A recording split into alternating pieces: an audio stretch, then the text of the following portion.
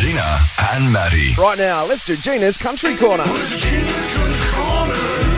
So, Maddie, you've been asking me how do I feel about Beyoncé going country. 100%. I'm so interested on your thoughts on this one. I've been busting to tell you. Did you know she was born in Texas?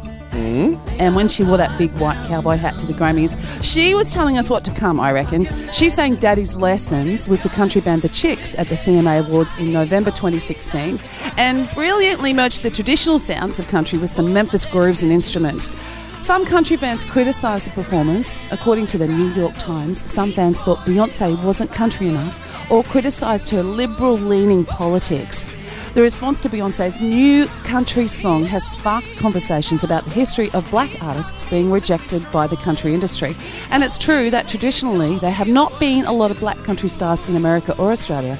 Right here we had a couple of greats. Jimmy Little, he sang Royal Telephone. He was an Aboriginal country music's megastar in Australia back in the 60s, right up until his passing about 10 years ago. And of course, probably the most well-known of all is country music legend Troy Cassar-Daley. He's still one of the most treasured country artists in Australia. Dream out loud, it's not hard. In the US, Charlie Pride was a massive country star when I was growing up. Remember the Mountain of Love? I don't know this one. Oh, it was a big one in the four-wheel drive, driving around the back roads of Toowoomba in Queensland.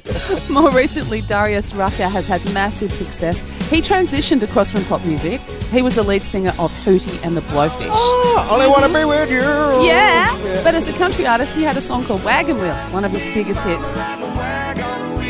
And Kane Brown recently headlined CMC and played his massive hit song I Love Country Music, which has been one of the biggest country hits recently.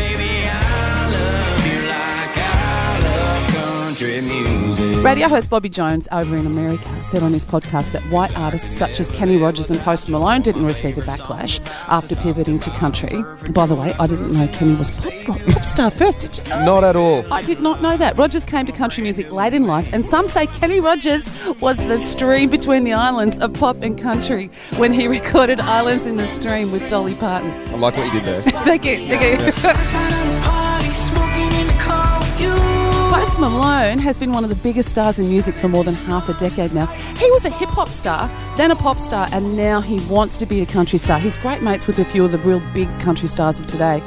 And this was the first time I heard him singing country. This is him playing live in a studio in Nashville. It's a Brad Paisley song called I'm Gonna Miss Her. It's actually about him choosing fishing over his girlfriend. Well, if the fish are biting, seriously. And he's teasing his first actual release as a duet with Luke Combs, and an album is sure to follow. Love him. Now, Dolly Parton, no one said anything about this. She changed from country to rock after she was nominated for the Rock and Roll Hall of Fame. You remember this, man? Yeah, 100%. Well, you got to, if you're getting into the Rock and Roll Hall of Fame, you've got to have a little bit of rock, don't you? Yeah, well, she very gracefully declined the honour as she has a background in country music and not rock. And in response, she declared her intention to record an album of rock covers, which she's done, and it's brilliant. I don't know if you've heard it. It's pretty cool. And does everyone remember that Taylor Swift was country first? I still think she is country, even though she's probably shaking it off a little bit. But I still think she is a little country. Yeah, well, she started out completely as a country artist, and sometimes we forget that. So am I offended that Beyoncé is having a go at being country artist? Hell no. She's bringing country music to the forefront.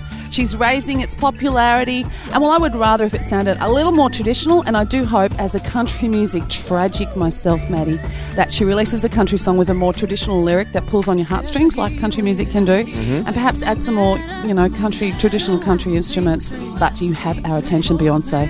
Open arms and hospitality is what country does best. So let's welcome the new girl.